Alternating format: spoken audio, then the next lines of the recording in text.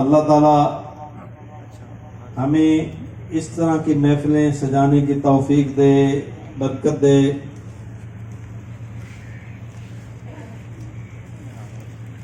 میں کوشش کروں گا کہ صرف 10 منٹ میں حاضری لگوا کے پھر نسیم بھائی سے ہم ایک مرکبت سنیں گے۔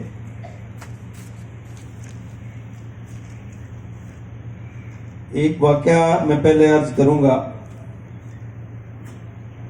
عظمت رسالت مآب صلی اللہ علیہ وآلہ وسلم کا جس وقت آپ کئی روایات میں 8 سال کا ہے، کئی میں 12 سال کا ہے،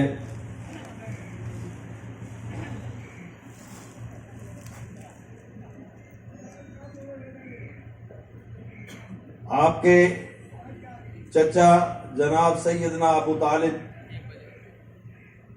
آپ کو شام کے سفر پہ لے گئے۔ شام کے سفر پہ جب آپ جاتے ہیں، وہاں ایک عیسائی راہب ہے، کئی قافلے آتے ہیں، بادشاہ گزرتے ہیں، لیکن وہ کبھی کسی کی طرف توجہ نہیں دیتا۔ انجیل، زبور اور تقریباً سارے صحیفوں کا وہ اس کو نالج ہے۔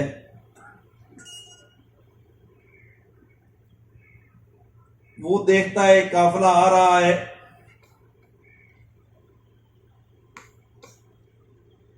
وہ قافلہ آ کے ٹھہرا ایک درخت کے نیچے۔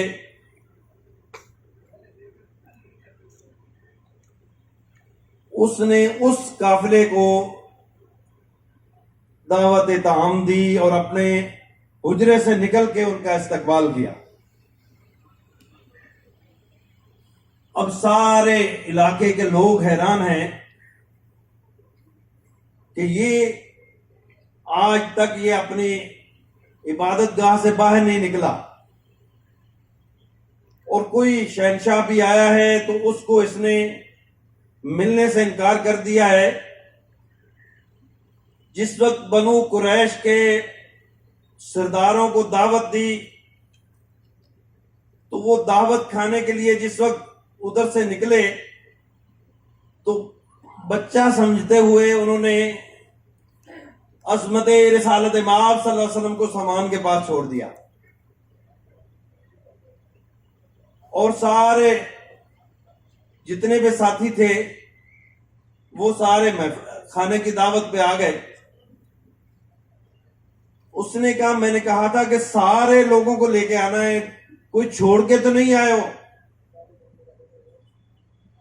اس نے جب پوچھا تو انہوں نے کہا، جی ایک بچہ ہے، نا عمر بچہ ہے، ہم سامان کے پاس چھوڑ کے آئے ہیں۔ اس نے کہا، یہ محفل تو اس کے لیے سجائی گئی تھی نا، تم اکیلے آئے ہو، طعام اس وقت تک شروع نہیں ہوگا جب تک وہ بچہ نہیں آتا۔ سبحان اللہ۔ جب وہ سارے قریش مکہ کے بڑے سردار سن کے بڑے پریشان ہوئے تو انہوں نے کہا، بھی کیا وجہ ہے؟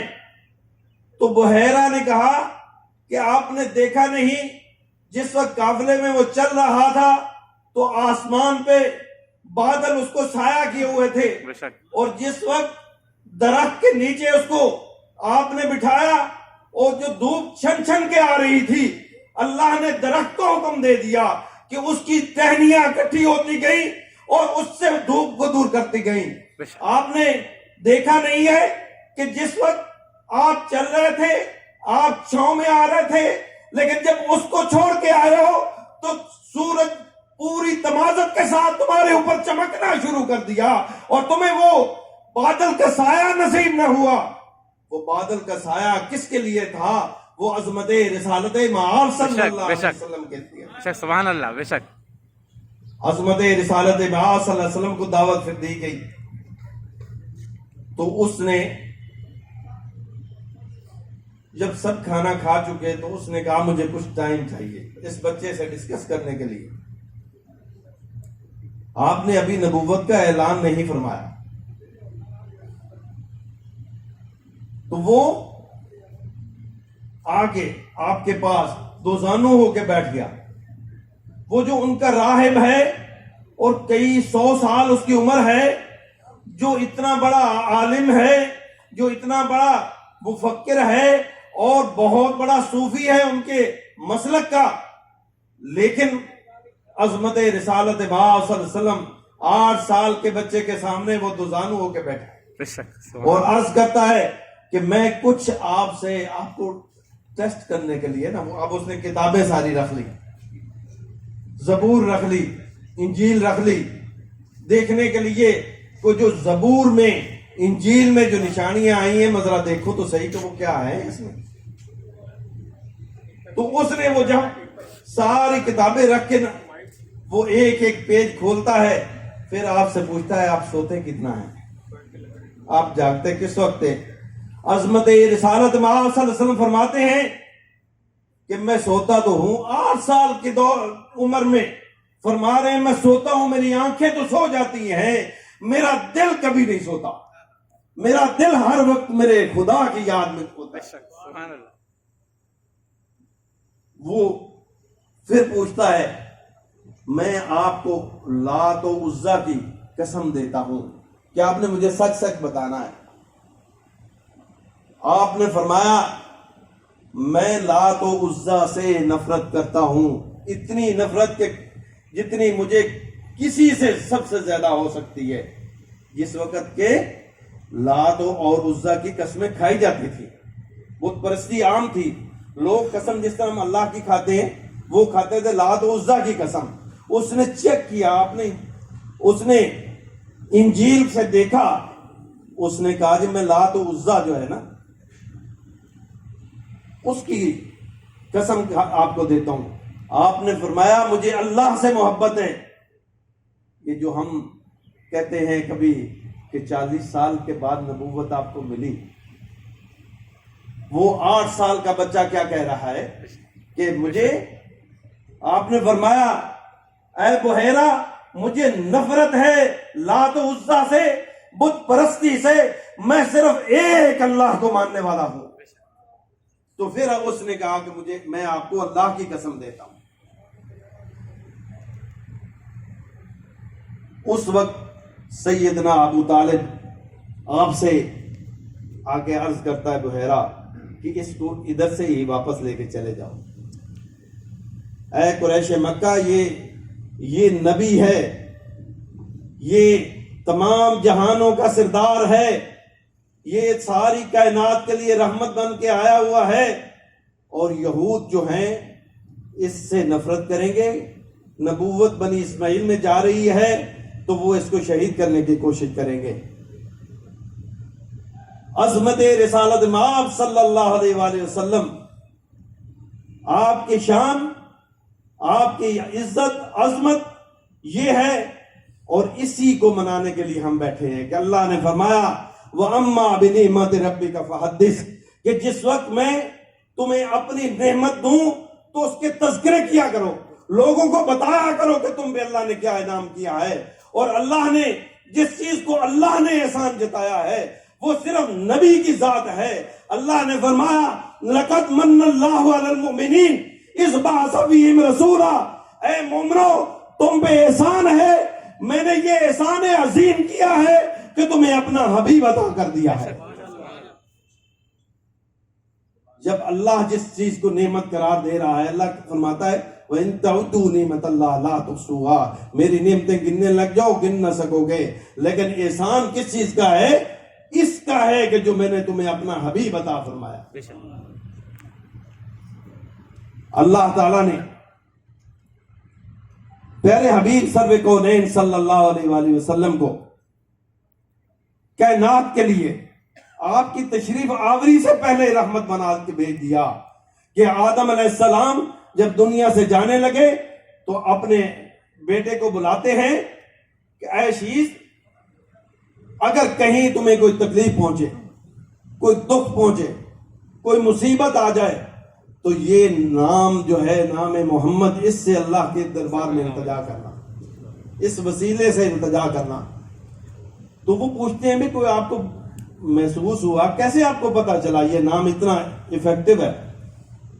تو کہتے ہیں کہ جس وقت میں جنت میں وہ نان کھا کے، وہ جو دانا کھا کے میں اللہ نے مجھے دنیا پہ بھیج دیا تو میں توبہ کے لیے گڑ گڑاتا رہا.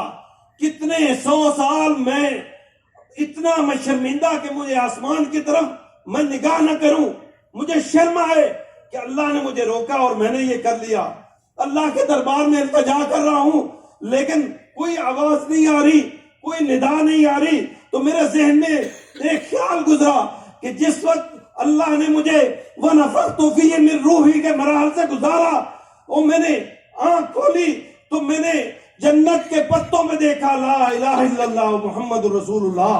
میں جنت کے در و دیوار پہ دیکھا تو مجھے خیال آیا کہ اللہ کو تو میں جان لا، یہ جو ساتھ ہستی ہے نا یہ کوئی بڑی حسین ہے. تو میں نے سوچا کہ کیوں نہ میں اس قسط کے اللہ سے مانگوں. تو میں نے اللہ کے حضور التجا کی کہ یہی وہ کلمات تھے جو قرآن مجید کہتا ہے کہ ہم نے آدم کو ایسے کلمات سکھا دیے جس کی وجہ سے اس کی دعا قبول ہو گئی. تو انہوں نے دعا کی یا اللہ اپنے اس پیارے حبیب کے طفیل مجھے معاف فرما دے.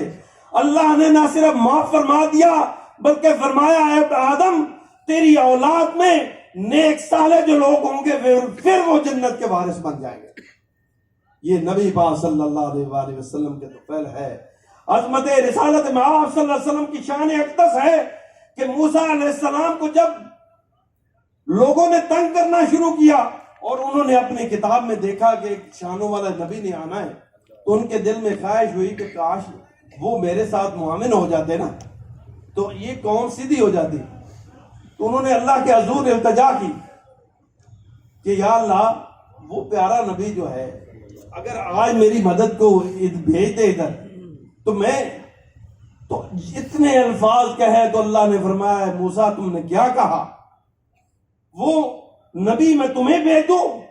لولاک لما خلقت الافلاق، وہ نبی میں نہ پیدا کرتا تو زمین اور آسمان پیدا نہ کرتا. وہ نبی نہ میں پیدا کرتا لولاک لما خلقت العرش، میں اپنا عرش پیدا نہ کرتا. حتیٰ کہ موسیٰ میں تمہیں پیدا نہ کرتا. لولاک لما اظہرت الربوبیہ، اگر اس نبی کو پیدا کرنا مقصود نہ ہوتا تو میں اپنی ربوبیت کا اعلان نہ کرتا. تم نے اس نبی کے اس کے تو پھر اللہ نے فرمایا لَقَدْ أَخَذَ اللَّهُ مِيثَاقَ النَّبِيِّينَ، تمام انبیاء کی ارواح کو جمع کر لیا اور ایک لیکچر دیا کہ انبیاء کے گروہ اگر تمہاری نبوت عروج پہ ہو اس وقت میں اپنا نبی بھیج دوں تو تم کیا کرو گے؟ کیا میرے محبوب کی غلامی میں آ جاؤ گے یا اپنی نبوت کو الگ رکھو گے؟ تو سارے انبیاء کرام نے عرض کی لَقَدْ أَخَذَ اللَّهُ مِيثَاقَ النَّبِيِّينَ لَمَا آتَيْتُكُم مِّن كِتَابٍ وَحِكْمَةٍ ثُمَّ جَاءَكُمْ رَسُولٌ مُصَدِّقٌ لِّمَا مَعَكُمْ لَتُؤْمِنُنَّ بِهِ وَلَتَنصُرُنَّهُ کہ اے انبیاء کے گروہ تمہیں اس نبی کو ماننا بھی ہے، اس کی مدد بھی کرنی ہے، اس کے تابع داری میں بھی آ جانا ہے. وہ جن ارواح نے اقرار کر دیا اللہ نے انہیں نبوت سے سرفراز کر دیا.